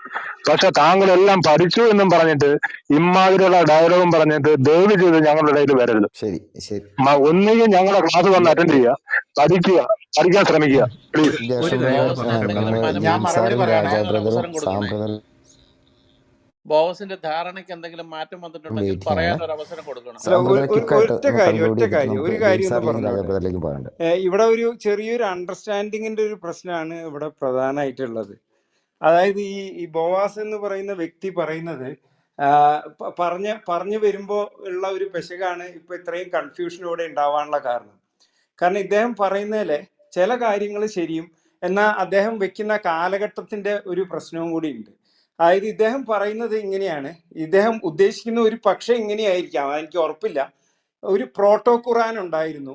ആ പ്രോട്ടോ ഖുറാൻ ഒരു ക്രിസ്ത്യൻ കൾട്ടിന്റെ ഒരു ലക്ഷണറി ആയിരുന്നു. അത് പിന്നീട് ഇവോൾവ് ചെയ്ത് ഇന്ന് നമ്മൾ കാണുന്ന ഈ ഒരു രീതിയിലേക്ക് വന്നു. പക്ഷെ ഇദ്ദേഹം പറഞ്ഞു വരുമ്പോൾ പ്രശ്നം എന്താന്ന് വെച്ചാൽ ആ ഇവോൾവ് ചെയ്ത് കഴിഞ്ഞ് വന്നിട്ടുള്ള ആ ബുക്കിലുള്ള ഈസാ നബിയും നമ്മുടെ യേശു ക്രിസ്തുവും സെയിം ആണ് എന്നാണ് ഇദ്ദേഹം പറഞ്ഞു വരുമ്പോൾ ഉണ്ടാകുന്ന ഒരു പ്രശ്നം. അതാണ്, അത് ശരിയല്ല. അങ്ങനെ ഒരിക്കലും നമുക്ക് പറയാൻ പറ്റില്ല. കാരണം നമുക്ക് ആ ഫൈനൽ പ്രോഡക്റ്റും അതായത് ഖുറാനിലുള്ള ഫൈനൽ പ്രോഡക്റ്റ് ആയിട്ടുള്ള ഈസാ നബിയും ബൈബിളിലെ യേശുക്രിസ്തുവും തമ്മിൽ യാതൊരു ബന്ധവുമില്ല. അത് ഒരു നിലയ്ക്കും അത് തമ്മിൽ കോംപ്രമൈസ് ചെയ്യാൻ പറ്റില്ല. പക്ഷെ നിങ്ങൾ പറഞ്ഞത് ഈ രീതിയിലാണെങ്കിൽ, അതായത് ഇന്ന് ഇന്ന് നമ്മുടെ കയ്യിലുള്ള ഈ ഖുറാന്റെ പ്രോട്ടോ ഖുറാൻ, അതായത് അതിൽ മുന്നുള്ള ആ ഒരു ക്രിസ്ത്യൻ ലക്ഷണറിയിലെ ആശയങ്ങളും ഇന്ന് നമ്മുടെ ബൈബിളിലെ ആശയങ്ങളും സെയിം ആണെന്ന് പറഞ്ഞു കഴിഞ്ഞാൽ അത് കറക്റ്റാണ്. പക്ഷെ പറഞ്ഞു വന്നപ്പോ എന്ത് പറ്റി? ഖുറാനിലുള്ള ഈസാ നബിയും ഇതും ഒന്നാണ് എന്നുള്ള ഒരു ഇതിലേക്ക് വന്നു. അത് തെറ്റാണ് ബോവാച്ച. അത് നിങ്ങൾ ഒരുപക്ഷെ പഠിച്ചുകൊണ്ടിരിക്കുകയായിരിക്കും. അത് പഠിച്ച് കുറച്ചും കൂടി കറക്റ്റ് ആയിട്ട് എത്തിക്കഴിഞ്ഞാൽ നിങ്ങൾക്ക് ഈ കാര്യം മനസ്സിലാവും. ഇത് പ്രോട്ടോ ഖുറാനിലുള്ള കാര്യങ്ങളാണ് താങ്കൾ പറയുന്നത്. ഈ കിറാന എന്നുള്ള വാക്കും ഇതൊക്കെ ശരിയാണ്. നിങ്ങൾ പറഞ്ഞ കുറെ ശരികളുണ്ട്. അതൊക്കെ ഇങ്ങോട്ട് കടമെടുത്തിട്ടുള്ളതാണ് ഖുറാനിലേക്ക്. അല്ലെങ്കിൽ കടമെടുത്തു എന്ന് പറയാൻ പറ്റില്ല, അത് ഇവോൾവ് ചെയ്ത് വന്നിട്ടുള്ളതാണ്. ഒരുപാട് കാര്യങ്ങളുണ്ട് ഇതുപോലെ. നമ്മളിപ്പോ ഇങ്ങനെയുള്ള കുറെ നമ്മുടെ ക്രിസ്മസ് ഉണ്ട്, പല കാര്യങ്ങളും പറയുന്നുണ്ട്. നമ്മൾ സൈറോ അറാമിക് റീഡിങ് ഓഫ് ഖുറാനിലെ ഇതൊക്കെ വായിച്ചു നോക്കിയാൽ നമുക്ക് കുറെ വിവരങ്ങൾ കിട്ടും. പക്ഷെ താങ്കൾ പറഞ്ഞു വന്നപ്പോ എന്ത് പറ്റി? ഈ ഫൈനൽ ഖുറാനിലുള്ള ഈസയും നമ്മുടെ യേശുവും ഒന്നാണ് എന്നുള്ള ഒരു വാദം താങ്കൾ വെച്ചതാണ് താങ്കൾക്ക് പറ്റിയ തെറ്റ്. അത് തെറ്റാണ്. കാരണം ഇത് ഇവോൾവ് ചെയ്ത് വന്നു കഴിഞ്ഞപ്പോൾ ആ ക്യാരക്ടർ കംപ്ലീറ്റ് ആയിട്ട് മാറിപ്പോയി, വേറെ തന്നെ ഒരു ക്യാരക്ടറായി മാറി. അപ്പൊ അത് താങ്കളൊന്ന് കറക്റ്റ് ചെയ്താൽ ഈ തീരാവുന്ന പ്രശ്നമേ ഉള്ളൂ ഇവിടെ. ഞാനൊരു ആൻസർ പറഞ്ഞോട്ടെ സഹോദര. ബോസ് ഒരു സെക്കൻഡ് താങ്കളിലേക്ക് വരാം. കാരണം താങ്കൾ തെളിവുകളുടെ അടിസ്ഥാനത്തിൽ മാത്രം സംസാരിക്കുന്നില്ല എന്നൊരു വിഷമം ഞങ്ങൾക്കുണ്ട്. അതിനു മുമ്പ് സാമ്പ്രദർ പെട്ടെന്ന് ക്വിക്കായിട്ട് കൺക്ലൂഡ് ചെയ്തിട്ട് നമ്മൾ ജെയിംസ് സാറിലേക്ക് ഒന്ന് പോയിട്ട് ബോസാലേക്ക് വരാം. എനിക്ക് പറയാനായിട്ട് ഇത്രയേ ഉള്ളായിരുന്നു. ഇദ്ദേഹം അറിഞ്ഞോ അറിയാതെയോ ഇദ്ദേഹം വലിയൊരു തെറ്റുണ്ട്. ഇദ്ദേഹം ഈസായും യേശു ഒന്നാണെന്ന് പറയുമ്പോൾ അള്ളാഹുവും യഹോവയും ഒന്നാണെന്നുള്ള രീതി പറഞ്ഞു വെക്കേണ്ടതായിട്ടുള്ള ആവശ്യകത ഇദ്ദേഹത്തിനുണ്ട്. ഇദ്ദേഹം അറിയാതെയോ അല്ലെങ്കിൽ എന്തിൻ്റെ പേരിനകത്തായാലും അദ്ദേഹം പറഞ്ഞു വെച്ച വലിയൊരു പാപമുണ്ട്. എൻ്റെ കർത്താവ് സർവശക്തനായ ദൈവം കൂട്ടിക്കൊടുക്കുന്ന ഒരു ദൈവമല്ല എന്നുള്ള കാര്യം ബോവാസിന് അറിയാമല്ലോ. ബോവാസിന് അതിനകത്ത് എതിർപ്പുണ്ടെങ്കിൽ പറയണം. സ്വർഗത്തിൽ 72 ഹൂറിമാരെ കൂട്ടിക്കൊടുക്കുകയും ബാലന്മാരെ കൊടുക്കുകയും മദ്യം ഒഴുക്കി കൊടുക്കുകയും പൊരിച്ച മീനിൻ്റെ കരൾ കൊടുക്കുകയും പ്രതിമകളെ കൊണ്ടുവന്ന് ചന്തയെ കൊണ്ടുവച്ചിട്ട് നിങ്ങൾ ചതിനുമായിട്ട് ബന്ധപ്പെട്ടോളൂ എന്ന് പറയുകയും 70 അടി നീളമുള്ള പനയുടെ തരത്തിലുള്ള ലിംഗാവയവങ്ങൾ കൊടുക്കുകയും ചെയ്യുന്ന ദൈവമല്ല യഹോവ. ഖുറാനകത്ത് പറയുന്ന അള്ളാഹു അങ്ങനെ ഉള്ളവനാണ്. അത് തെളിയിക്കാനായിട്ട് സാധിക്കും. സർവശക്തനായ യഹോവ ഒരു കല്ലിലും ഒരു മുള്ളിലും ഒരു ഇതിനകത്തും കുടികൊള്ളുന്നവനുമല്ല. പക്ഷേ അള്ളാഹു കറുത്ത കല്ലിൽ കുടികൊള്ളുന്നവൻ തന്നെയാണ്. അതും തെളിയിക്കാനായിട്ട് സാധിക്കും. താങ്കൾ അറിഞ്ഞോ അറിയാതെയോ ഈ പാപത്തിൽ ഇങ്ങനെ ചിന്തിക്കുന്നുണ്ടെന്നുണ്ടെങ്കിൽ താങ്കൾ ചെയ്യുന്നത് യഥാർത്ഥത്തിൽ വളരെയധികം വലിയൊരു പ്രശ്നത്തിലേക്കാണ് താങ്കൾ നടന്നു പോയിക്കൊണ്ടിരിക്കുന്നത്. താങ്കൾക്ക് നമ്മുടെ ജെയിംസ് സാർ സംസാരിക്കുന്നതുകൊണ്ട് ഞാൻ പെട്ടെന്ന് നിർത്തുകയാണ്. താങ്കൾ ദയവ് ചെയ്ത് ഇങ്ങനെയുള്ള ഗ്രൂപ്പുകളിൽ വന്നിട്ട് താങ്കൾ കേൾക്കുക, സത്യം മനസ്സിലാക്കുക. സത്യം താങ്കൾക്ക് മനസ്സിലായതിനു ശേഷം ഇത്തരത്തിലുള്ള കൾട്ടുകളെ എടുത്ത് ദൂരെ കളഞ്ഞതിന് ശേഷം സർവശക്തനായ ദൈവത്തിൻ്റെ കൂടെ നിന്നിട്ട് യേശുക്രിസ്തുവിനെ രക്ഷിതാവായിട്ട് സ്വീകരിച്ചിട്ട് നിത്യജീവനെ അവകാശമാക്കുവാനുള്ള വഴി നോക്കുക എന്ന് മാത്രമാണ് ഞാൻ പറഞ്ഞുകൊണ്ട് നിർത്തുന്നു. ബാക്കി ജെയിംസ് സാർ സംസാരിക്കുന്നതുകൊണ്ട് I just keeping silent. Okay, James sir സംസാരിച്ചു. Okay, thank you. ബോസിന്റെ ആർഗ്യുമെന്റ് ഞാൻ ശ്രദ്ധിക്കുകയായിരുന്നു. അജീഷ് സഹോദരൻ ചോദിച്ചത് ഈ ഈസായും യേശുക്രിസ്തുവും ഒന്നാണെന്നുള്ളതിന് ബൈബിളും ഖുറാനും വെച്ച് തെളിയിക്കാനാണ്. പക്ഷെ ഉടനെ തന്നെ ചാടി ബൈബിളിൽ വിശ്വസിക്കുന്നവർ തമ്മിൽ എന്തെങ്കിലും ഫൈനർ അണ്ടർസ്റ്റാൻഡിങ് വ്യത്യാസം ഉണ്ടോ അതിലേക്ക് പോവുക. ഇന്ത്യൻ ഭരണഘടനയും അമേരിക്കൻ ഭരണഘടനയും തമ്മിൽ കമ്പയർ ചെയ്തൊരു ചർച്ചയ്ക്കിടയ്ക്ക് ഇന്ത്യൻ ഭരണഘടന 2 വക്കീലന്മാർ 2 രീതിയിലാണ് വ്യാഖ്യാനിക്കുന്നു പറയുന്നതിനൊന്നും ഒരു പ്രസക്തിയുമില്ല. അപ്പം വാസ്തവത്തിൽ ബോസവരൻ ചെയ്യേണ്ടിയിരുന്നത് ഖുറാനും ബൈബിളും വെച്ചിട്ട് ഇതിൽ രണ്ടിലും ഒരെണ്ണത്തിൽ ഖുറാനിൽ ഈസാ എന്ന് പറയുന്ന ഒരു വ്യക്തിയെ കാണുന്നുണ്ട്, ബൈബിളില് യേശുക്രിസ്തു എന്നൊരു വ്യക്തിയെ കാണുന്നുണ്ട്. ഖുറാനിലെ ഈസ വളരെ വ്യത്യസ്തനായ ഒരു വ്യക്തിയാണ്. ബൈബിളിലെ യേശുക്രിസ്തു സാക്ഷാൽ ദൈവമാണ്. ക്രൂശിക്കപ്പെട്ട് ക്രൂശിൽ കിടക്കുമ്പം പോലും ഇവർ ചെയ്തത് എന്താണെന്ന് അറിയാത്തതുകൊണ്ട് ഇവരോട് ക്ഷമിക്കണമേ എന്ന് പറയുന്ന ആ സ്നേഹത്തിന്റെ പാരമ്യം, ആ ദൈവിക സ്വഭാവങ്ങളുടെ ഉത്തുംഗ ശൃംഗമാണ്, അങ്ങേയറ്റമാണ് നമ്മൾ യേശുക്രിസ്തുവിൽ കാണുന്നത്. അപ്പൊ ഈ യേശുക്രിസ്തുവിനെ വാസ്തവത്തിൽ ആരോടും നമുക്ക് ഉപമിക്കാനായിട്ട് പറ്റില്ല. ഈസ അല്ല, ലോകത്തിൽ ആരോടും ഉപമിക്കാൻ പറ്റില്ല. യേശുക്രിസ്തു ദൈവമാണ്. അതുകൊണ്ട് അങ്ങനെ ഒരു കമ്പാരിസണേ വാസ്തവത്തിൽ ശരിയല്ല. അങ്ങനെ ചെയ്യാനും പാടില്ല, ചെയ്യാൻ കഴിയത്തുമില്ല, യുക്തിസഹിതമായിട്ടും പറ്റത്തില്ല. എങ്ങനെയാ മനുഷ്യരുടെ പാപങ്ങൾക്ക് വേണ്ടി മരിച്ച് ഉയർത്തെഴുന്നേറ്റ് അവർക്ക് പാപമോചനം വരുത്തിയ ഒരാളെയും ഉടായിപ്പ് കാണിച്ച് എങ്ങനെയോ രക്ഷപ്പെട്ട് പകരം ഒരുത്തനെ കൊന്നിട്ട് തട്ടിക്കൊണ്ട് സ്വർഗത്തിലേക്ക് പോയെന്ന് സങ്കല്പിക്കുന്ന ഒരു ഈസയൊക്കെ തമ്മിൽ വല്ല ബന്ധമുണ്ടോ? അതുപോലെ നേരത്തെ അജീഷ് സൗരൻ പറഞ്ഞ പോലെ ഈ പുള്ളി ഇനിയും വരുന്നത് എന്തിനാ? ഒരു രക്തച്ചൊരിച്ചിലിന് വേണ്ടിയാണ്. അപ്പം വാസ്തവത്തിൽ ഒരു കമ്പാരിസണും ഇല്ല, അൺകമ്പയറബിൾ തമ്മിൽ കമ്പയർ ചെയ്യുന്നത് പോലെ. അപ്പം ബോസവൻ അതിനെക്കുറിച്ചായിരുന്നു കോൺസെൻട്രേറ്റ് ചെയ്യേണ്ടത്, അല്ലാതെ ഇന്ന വിഭാഗങ്ങൾ തമ്മിൽ അവരുടെ അണ്ടർസ്റ്റാൻഡിങ്ങിൽ ഒരല്പം വ്യത്യാസമാണ്. അത് നമ്മുടെ ഒരു വീടെടുത്താലും വീട്ടിലുള്ള അംഗങ്ങൾ തമ്മിലുള്ള പല കാര്യങ്ങളെക്കുറിച്ചും പല അണ്ടർസ്റ്റാൻഡിങ്ങിലും വ്യത്യാസം കാണും. അതുകൊണ്ട് വീടല്ലാതാവില്ല, ക്രിസ്ത്യാനിറ്റി അല്ലാതാകില്ല. ഈ അടിസ്ഥാന പ്രമാണം ഒന്നായിരിക്കുന്നിടത്തോളം കാലം ഈ അടിസ്ഥാന പ്രമാണങ്ങൾ വിശ്വസിക്കുന്നവരെല്ലാവരും ഒന്നാണ്. അപ്പൊ അതുകൊണ്ട് അങ്ങനെ ഒരു കമ്പാരിസൺ പോകരുതായിരുന്നു. അതൊരു ശരിയായ കമ്പാരിസൺ അല്ല. അതൊരു കാറ്റഗറി എറർ എന്ന് പറയുന്ന ഒരു ഈ ഫാലസിയുടെ കാറ്റഗറി വരുന്ന ഒരു കാര്യമാണ്. ഒന്നിനോട് ഉപമിച്ചിട്ട് മറ്റെന്തോ സാധിച്ചെടുക്കാൻ പറയുന്നത്. നമ്മളിപ്പം ഇവിടെ ആവശ്യം ഖുറാനും ബൈബിളും വെച്ച് ഈസയും ക്രിസ്തുവും ഒന്നാണെന്ന് തെളിയിക്കാൻ കഴിയുമോ? അജീഷ് സൗരൻ വളരെ വ്യക്തമായിട്ട് പറഞ്ഞ അല്ല. അതിനുവേണ്ട ഇഷ്ടംപോലെ തെളിവുകളും അദ്ദേഹം ഹാജരാക്കി. രണ്ടുപേരും വ്യത്യസ്തരാണ്. ഇനിയും എനിക്ക് ഇവര് ഈ ഭൂമിയിൽ വന്നപ്പോഴുള്ള അജീഷ് സൗരൻ അത് മനോഹരമായിട്ട് പറഞ്ഞു കഴിഞ്ഞാൽ അതൊന്നുകൂടെ എംഫസൈസ് ചെയ്ത് പറയണമെന്ന് ഞാൻ ആഗ്രഹിച്ചു. ഇവരെന്തിനാ വന്നേ? ആഗമനോദ്ദേശം. ഈ ഈസായുടെ ഇവരുടെ ആളിന്റെ ആഗമനോദ്ദേശത്തെ കുറിച്ച് നമുക്കൊന്നും അറിയത്തില്ല. യേശുക്രിസ്തു വന്ന ആഗമനോദ്ദേശം ബൈബിള് വളരെ വ്യക്തമായിട്ട് പറയുന്നുണ്ട്. ഇപ്പം എബ്രായ ലേഖനം 9-ാം അധ്യായം എടുത്താല് അതിന്റെ 12-ാം വാക്യത്തിൽ ഹീബ്രൂസ് 9:12 എന്നേക്കുമുള്ള ഒരു വീണ്ടെടുപ്പ് സാധിക്കാനായിട്ടാ യേശുക്രിസ്തു വന്നേ. അതുപോലെ തന്നെ 9:25 അവൻ തന്നെത്താൻ കൂടെ അർപ്പിപ്പാൻ ആവശ്യമില്ല. അതായത് ഒരു വൺസ് ഫോർ ഓൾ ഒരു പാപമോചന മാർഗം ഒരുക്കാനായിട്ടാണ് യേശുക്രിസ്തു വന്നത്. 9:25 സെക്കൻഡ് ഹാഫിൽ പറയുന്നത് പാപപരിഹാരം വരുത്തുവാൻ ഒരിക്കൽ പ്രത്യക്ഷനായി. വൺസ് ഫോർ ഓൾ ഹ്യൂമാനിറ്റിയുടെ പാപമെന്ന് പറയുന്ന ആ പ്രശ്നത്തിന് പരിഹാരം ഉണ്ടാക്കാനായിട്ടാണ് ഈ യേശുക്രിസ്തു വന്നത്. സാക്ഷാൽ ദൈവമായവന് ഒരു മനുഷ്യനായിട്ട് അവതരിച്ചത്. എബ്രായ ലേഖനം 10 നമ്മളത് വായിക്കുന്നുണ്ട്. ഒരിക്കലായി കഴിച്ച ശരീരയാഗത്താൽ വിശദീകരിക്കപ്പെട്ടിരിക്കുന്നത്. അതായത് യേശുക്രിസ്തു ഒരിക്കലായിട്ട് കഴിച്ച യേശുക്രിസ്തുവിന്റെ യാഗത്താൽ യേശുക്രിസ്തുവിൽ വിശ്വസിക്കുന്നവരെല്ലാം എന്നേക്കുമായിട്ട് ശുദ്ധീകരിക്കപ്പെടുക, പാപമോചനം പ്രാപിക്കുക. അതുപോലെ 10:12 10:12 യേശുവോ പാവങ്ങൾക്ക് വേണ്ടി ഏകയാഗം കഴിച്ചിട്ട് ഒറ്റ യാഗം വഴി സകല മനുഷ്യർക്കും പാപമോചനം വരുത്തുക. അതുപോലെ എന്നേക്കും യേശുക്രിസ്തുവിന്റെ ദൈവത്തിന്റെ വലത്തുഭാഗത്ത് ഇരുന്നു കൊണ്ട് വീണ്ടും ആ എന്നേക്കും എന്നുള്ള പദം നമ്മൾ കാണുക. അതുപോലെ 10:14 അവൻ വിശദീകരിക്കപ്പെടുന്നവർക്ക് സദാകാലത്തേക്കും സൽഗുണപൂർത്തി വരുത്തിയിരിക്കുന്നു. എല്ലാ കാലത്തേക്കും, ഫോർ എവർ ആൻഡ് എവർ, എറ്റേണിറ്റിയിൽ മുഴുവനും നമ്മുടെ പാപമോചനം വരുത്താനായിട്ടാണ് യേശുക്രിസ്തു വന്നത്. ഇനിയും 10:18 ഇത് നമ്മൾ വീണ്ടും കാണുന്നുണ്ട്. എന്നാൽ ഇവയുടെ മോചനം ഉള്ളിടത്ത് ഇനിമേൽ പാപങ്ങൾക്ക് വേണ്ടി ഒരു യാഗവും ആവശ്യമില്ല. ഇനിയും പാപമോചനത്തിനായിട്ട് ലോകത്താരും ഒരു കാര്യവും ചെയ്യേണ്ട ആവശ്യമില്ല.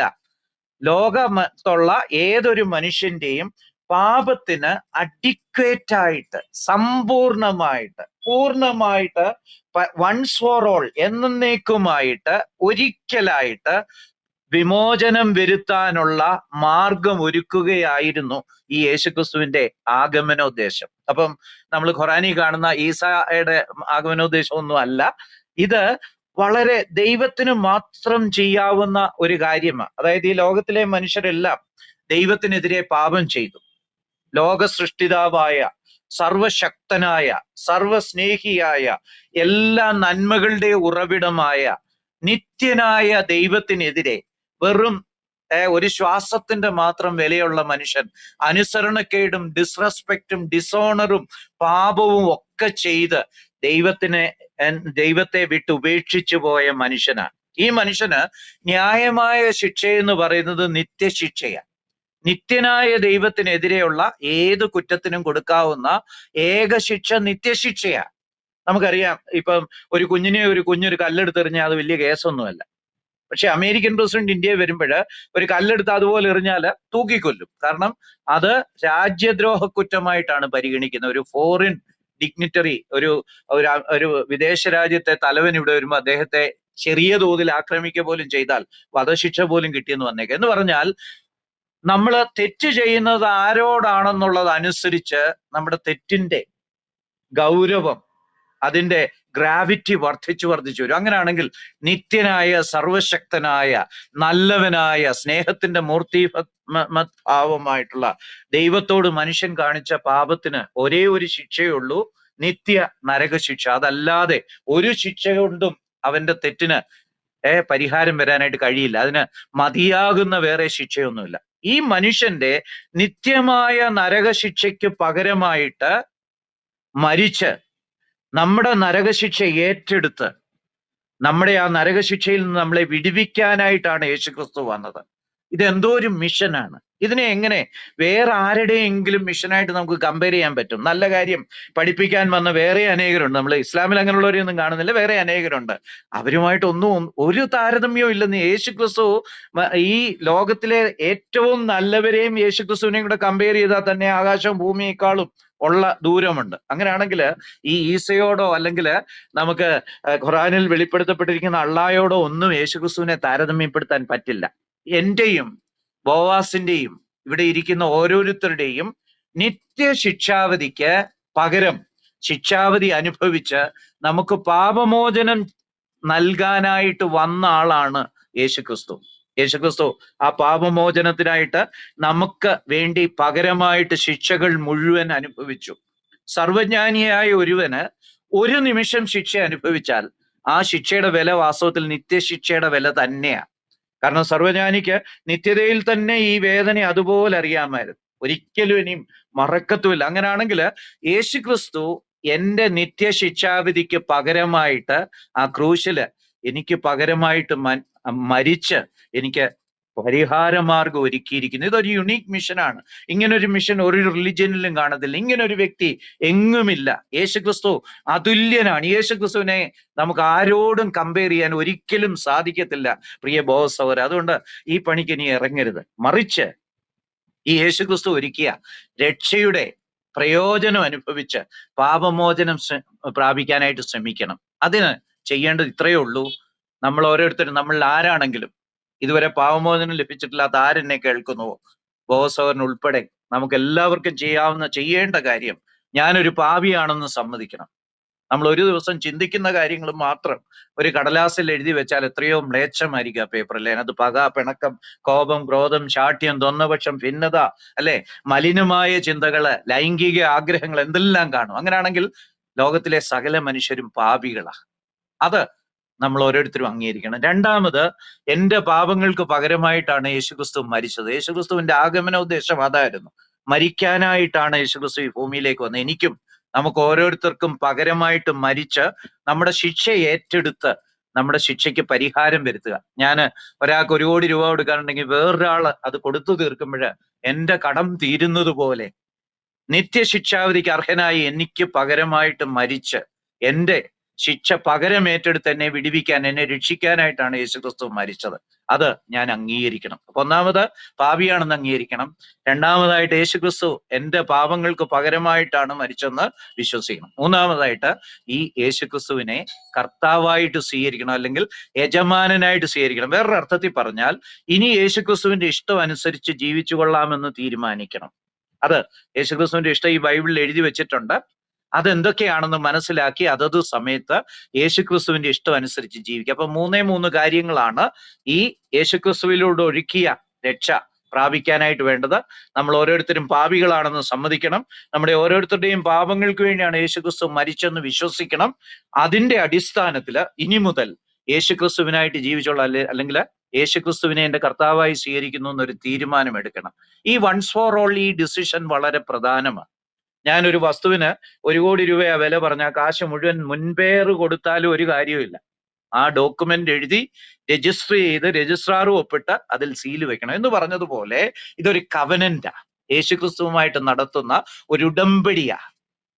കർത്താവേ, ഞാനൊരു പാപിയാ, എൻ്റെ പാപങ്ങൾക്ക് പകരമായിട്ടാണ് അങ്ങ് മരിച്ചതെന്ന് ഞാൻ വിശ്വസിക്കുന്നു. അതുകൊണ്ട് ഇനി മേലാൽ അങ്ങേക്ക് വേണ്ടി മാത്രം ജീവിച്ചു കൊള്ളാം, അല്ലെങ്കിൽ അങ്ങേ എൻ്റെ കർത്താവായി സ്വീകരിക്കുന്നു. ഈ തീരുമാനമെടുത്താൽ അതോടുകൂടെ നമുക്ക് പാപമോചനം കിട്ടും.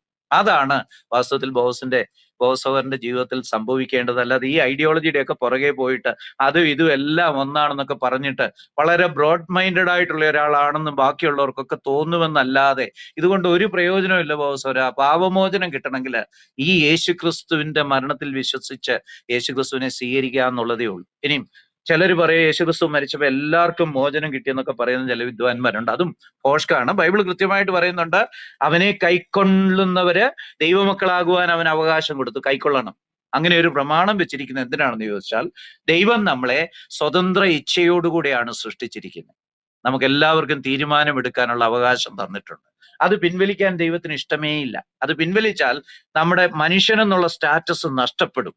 അപ്പൊ അതുകൊണ്ട് നമുക്ക് തന്നിരിക്കുന്ന ഈ സ്വതന്ത്ര ഇച്ഛ ഉപയോഗിച്ച് നമ്മൾ തന്നെ വേണം ഇക്കാര്യം തീരുമാനിക്കാൻ. ദൈവം ഒരിക്കലും രക്ഷ പോലും നമ്മുടെ തലമേൽ അടിച്ചേൽപ്പിക്കുകയില്ല. കാരണം അങ്ങനെ അടിച്ചേൽപ്പിച്ചാൽ നമ്മുടെ സ്വതന്ത്ര ഇച്ഛ നഷ്ടപ്പെട്ടവരായിട്ട് ഒരു മെഷീൻ പോലോ ഒരു റോബോട്ട് പോലോ ഒക്കെ ആയിത്തീരും. അതുകൊണ്ട് ഇന്ന് ഏതൊരു മനുഷ്യനും ആവശ്യമായിട്ടുള്ളത്, ഞാനൊരു പാപിയാണെന്ന് സമ്മതിക്കണം, യേശുക്രിസ്തു എന്റെ പാപത്തിന് പകരമായിട്ടാണ് മരിച്ചതെന്ന് വിശ്വസിക്കണം. 3, ഈ യേശുക്രിസ്തുവിനെ കർത്താവായി സ്വീകരിക്കണം. അങ്ങനെ ചെയ്താൽ നമുക്ക് പാപമോചനം കിട്ടും, നമ്മുടെ ജീവിതം വ്യത്യസ്തമായി തീരും. അജീഷ് സഹോദരൻ പറഞ്ഞ പോലെ യേശുക്രിസ്തു ഒരു നാളിൽ വരും. അന്ന് നമ്മളെല്ലാവരും യേശുക്രിസ്തുവിൽ വിശ്വസിക്കുന്ന എല്ലാവരും യേശുക്രിസ്തുവിനോടൊപ്പം ആ സന്തോഷത്തിന്റെ അദമ്യ സന്തോഷത്തിൽ എത്തിച്ചേരും. നമ്മള് 44-ാം സങ്കീർത്തനത്തില് എന്റെ പരമാനന്ദമായ യഹോവ എന്ന് വായിക്കുന്നുണ്ട്. പരമമായ ആനന്ദം എന്ന് പറഞ്ഞാൽ ആനന്ദത്തിന്റെ അങ്ങേ അറ്റം ദൈവസന്നിധിയിലാണ് ഒരു മനുഷ്യന് കിട്ടുന്നത്. അത് ഓരോ നിമിഷവും അവിടുത്തെ സന്തോഷം അല്ലെങ്കിൽ ആനന്ദം, ജോയ് വർദ്ധിച്ചുകൊണ്ടിരിക്കുന്നതാണ്. ആ ഒരു യാത്രയിലേക്കാണ് യേശുക്രിസ്തു നമ്മളെ ഓരോരുത്തരെയും ക്ഷണിക്കുന്നത്. അപ്പം ബോസോറിന് ഇന്ന് ആ തീരുമാനം എടുക്കാൻ കഴിഞ്ഞാൽ ഭാഗ്യവാനാകും, പാപമോചനം കിട്ടും. മാത്രമല്ല നമുക്ക് ഒരു വലിയ ബ്ലസ്സഡ് ഹോപ്പോടുകൂടെ കർത്താവായ യേശുക്രിസ്തുവിന്റെ വരവിനായിട്ട് കാത്തിരിക്കാം. മറ്റേ ഈസായുടെ വരവിനായിട്ടല്ല, പന്നിയെ കൊല്ലുന്ന സമയം അല്ലെങ്കിൽ ക്രൂശ് നശിപ്പിക്കുന്നു, ടാക്സ് ഇല്ലാതാക്കുന്നു ഒക്കെ ചെയ്യുന്ന അങ്ങനെ ഒരാളുടെ ഒരു വരവിനായിട്ടല്ല, നമ്മളെ തന്നോട് ചേർത്ത് പരമാനന്ദമായ ദൈവസന്നിധിയിലേക്ക് കൂട്ടിക്കൊണ്ടുപോകുന്ന അതിന്റെ അടിസ്ഥാനം നമ്മുടെ പാപമോചനം തന്നെയാണ്. പാപമോചനം പ്രാപിച്ച് വിശുദ്ധനായ ദൈവത്തിന്റെ സന്നിധിയിൽ ചെന്ന് ദൈവത്തിന്റെ സാന്നിധ്യം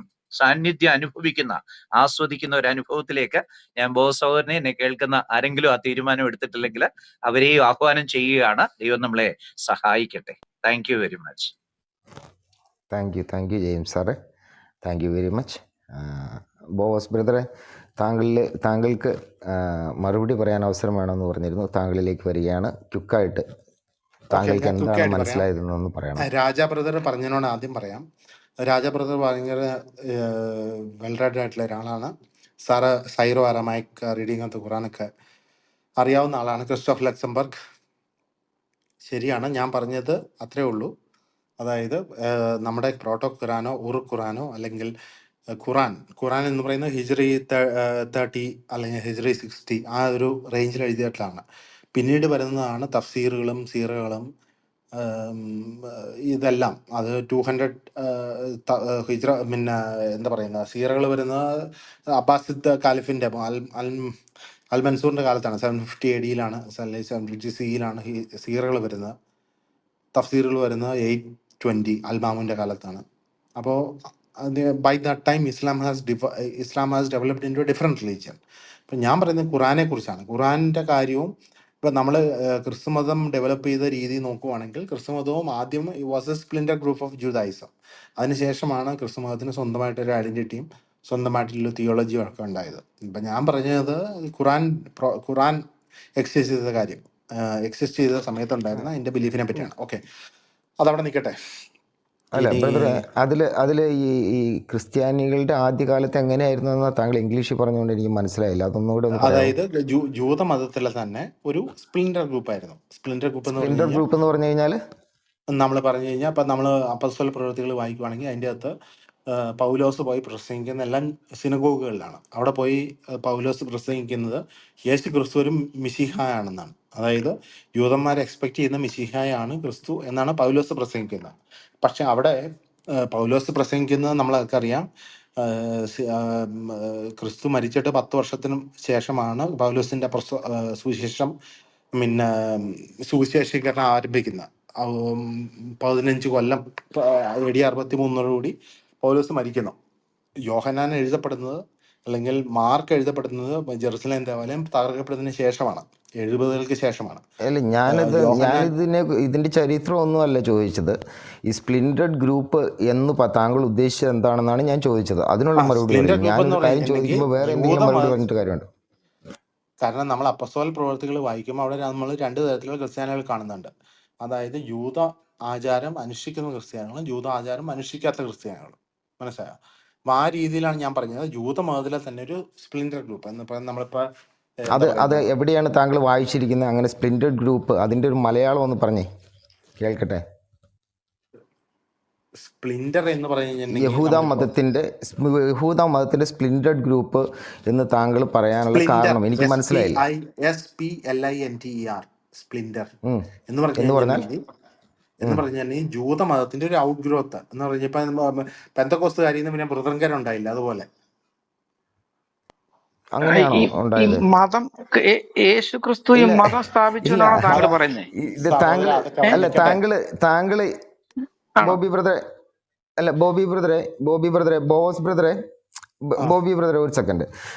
ബോസ് ബ്രദറെ, താങ്കൾ ഇല്ലാത്ത കാര്യങ്ങളാണ് വീണ്ടും ഇവിടെ പറയാൻ ശ്രമിക്കുന്നത്. താങ്കൾ എന്തൊക്കെയോ വായിച്ചിട്ടുണ്ട് എന്ന് ഞങ്ങൾക്ക് മനസ്സിലായി. പക്ഷേ ആ വായിച്ചതൊന്നും താങ്കൾക്ക് മനസ്സിലായിട്ടില്ല എന്നും ഇപ്പോൾ താങ്കളുടെ മറുപടിയിൽ നിന്നും വ്യക്തമാകുന്നു. കാരണം അവിടെ ഉണ്ടായിരുന്ന യഹൂദന്മാർ ശക്തമായിട്ട് എതിർത്തിരുന്നതാണ് ക്രിസ്ത്യാനികളെ. അപ്പോൾ ആ ക്രിസ്ത്യാനികളുടെ ഒരു ഗ്രൂപ്പാണ്, അതായത് ക്രിസ്ത്യാനികളിൽ യഹൂദന്മാരിൽ ക്യാൻസർ പോലെ ഉണ്ടായ ഒരു ഗ്രൂപ്പാണ് എന്നാണ് താങ്കൾ പറഞ്ഞു വയ്ക്കാൻ ശ്രമിക്കുന്നത്. നമുക്കിപ്പോൾ ആ രീതിക്ക് നമുക്ക് ചർച്ച കൊണ്ടുപോകണ്ട. ഞാനിപ്പോ അല്ല, ഞാൻ ആ രീതിക്കല്ല. താങ്കൾ വ്യാജമായിട്ടുള്ള ഒരു പ്രസ്താവന ഇവിടെ വെക്കുമ്പോൾ, തെളിവുകളില്ലാതെ വ്യാജമായിട്ടുള്ള പ്രസ്താവന വെക്കുമ്പോൾ നമുക്കതിന് എക്സ്പ്ലനേഷൻ ചോദിക്കേണ്ടി വരുന്നു. അപ്പോൾ ഞങ്ങൾ ഇവിടെ പറഞ്ഞ കാര്യങ്ങളൊന്നും താങ്കൾ ഇതേവരെ കേട്ടിട്ടില്ല. ക്രിസ്ത്യാനികളുടെ ചരിത്രവും താങ്കൾക്കറിയില്ല. താങ്കൾക്ക് ഇപ്പോഴും പറയാൻ പറ്റുന്നില്ല. അതിലും നല്ലത് ഇദ്ദേഹത്തിനോട് ഇദ്ദേഹത്തിന്റെ അഭിപ്രായം ഒന്ന് ചോദിക്കുന്നത്. താങ്കളുടെ അഭിപ്രായത്തിൽ എന്താ? ക്രിസ്ത്യാനിറ്റി യഹൂദ മതത്തിന്റെ ഒരു സ്പ്ലിൻഡർ ഗ്രൂപ്പ് ആണോ? അല്ല. ഏർലി ക്രിസ്ത്യാനിറ്റി, അതായത് നമ്മള് ജീസസ് ഇത് മൂവ്മെന്റ്. എവിടെങ്കിലും ഒന്ന് ഉറച്ചു നിൽക്കാവോ? സ്പ്ലിൻഡർ ഗ്രൂപ്പ് ആണോ അല്ലയോ താങ്കളുടെ അഭിപ്രായത്തില്? അല്ല, ബോവാസ് ബ്രദറെ, ഒരു മിനിറ്റ് ബോവാസ് ബ്രദറെ, എന്റെ പ്രശ്നം എന്നറിയോ? താങ്കള് ഇപ്പൊ നിന്നുകൊണ്ട് അന്ന് നടന്ന സംഭവങ്ങൾ നോക്കുമ്പോ താങ്കൾക്ക് തോന്നും ഇതൊരു സ്പ്ലിൻഡർ ഗ്രൂപ്പ് ആയിരുന്നു എന്ന് താങ്കൾക്ക് തോന്നും. പക്ഷെ ആക്ച്വലി അവിടെ തന്നെ ആ തിയോളജിക്കൽ ഡിഫറൻസ് ഒക്കെ ആ ഫസ്റ്റ് പോയിന്റിൽ തന്നെ തിയോളജിക്കൽ ഡിഫറൻസ് ഉണ്ട്. കാരണം യേശുവിനെ കൊന്നത് എന്തിനാണ് എന്നുള്ളത് ഈവൻ യഹൂദന്മാർക്ക് പോലും അറിയാവുന്ന കാര്യമാണ്. അല്ല, യഹൂദന്മാരുടെ ഇടയ്ക്ക് സ്പ്ലിൻഡർ ഗ്രൂപ്പ് ഇല്ലായിരുന്നു? യഹൂദന്മാരുടെ ഇടയ്ക്ക് സ്പ്ലിൻഡർ ഗ്രൂപ്പ് ഉണ്ട്. പക്ഷെ അവരാരും മറ്റൊരു അതായത് ദൈവത്വം അതായത് ഒരു ട്രിനിറ്റി എന്നുള്ള രീതിയിൽ ഇത് കണ്ടിരുന്നില്ല. അതല്ലായിരുന്നു അവര് തമ്മിലുള്ള ഡിഫറൻസ്. രാജ ബ്രദറെ, ഇതൊക്കെ എന്ന് പറഞ്ഞു കഴിഞ്ഞാൽ ഇതിപ്പോ പുള്ളി പറയുന്ന പരപ്പിനകത്ത് ഇട്ടിട്ട് പുള്ളിയുടെ ആഴത്തിലേക്ക് പുള്ളി ഇറങ്ങുന്നില്ല. പുള്ളി ഇവിടെ വാക്ക് ആദ്യം വന്ന് ഇവിടെ പറഞ്ഞത് എന്താ? ഈ യേശു ഒന്നാണ്. അത് തെളിയിക്കാൻ പറഞ്ഞിട്ട് പുള്ളിക്ക് പറ്റിയില്ല. പുള്ളി അവിടുന്ന് ജമ്പ് ചെയ്തിട്ട് ഖുറാനിലോട്ട് ചാടിയിട്ട് അവിടെ കിടന്ന് മെഴുകി. അവിടെ നിന്ന് പറഞ്ഞു എന്നാൽ പിന്നെ അള്ളാഹു യഹോവ ഒന്നാണെന്ന് നിങ്ങൾ തെളിയിക്കുക. അതിന് പുള്ളി തയ്യാറായില്ല. പുള്ളി അവിടുന്ന് പിന്നെ ചാടിയതാ ഇപ്പം ഇവിടെ വന്നിട്ട് ഇവിടെ ഇതിനെക്കുറിച്ച് പറയാം. താങ്കൾ എവിടെയെങ്കിലും ഒന്ന് സ്ഥിരമായിട്ട് നിന്നിട്ട് താങ്കൾ പറയൂ എൻ്റെ വിശ്വാസം ഇതാണ് ഞാൻ ആധികാരികമായി ഉൾപ്പെടുത്തിയിരിക്കുന്ന രേഖ. ഒന്നും കൂടെ ഒന്ന് പറഞ്ഞോട്ടെ. അതായത് നിങ്ങള് ഈ ഈശോയുടെ ജനനവും അവരുടെ പാരമ്പര്യവും അതൊന്ന് നോക്കണം. യേശുക്രിസ്തുവിന്റെ ജനനവും അതിന്റെ പാരമ്പര്യവും അത് രണ്ടും കൂടെ നമ്മളൊന്ന് പരിശോധിച്ച് നോക്കിയാൽ ദൈവവചനത്തിന്റെ പ്രവചനം യേശുക്രിസ്തുവിൽ വരികയും ഒരിക്കൽ പോലും ഈ പറയുന്ന ഈശോയുടെ പാരമ്പര്യത്തിൽ അങ്ങനെ ഒരു പ്രവാചകൻ വരുമെന്ന് പറഞ്ഞിട്ടുമില്ല.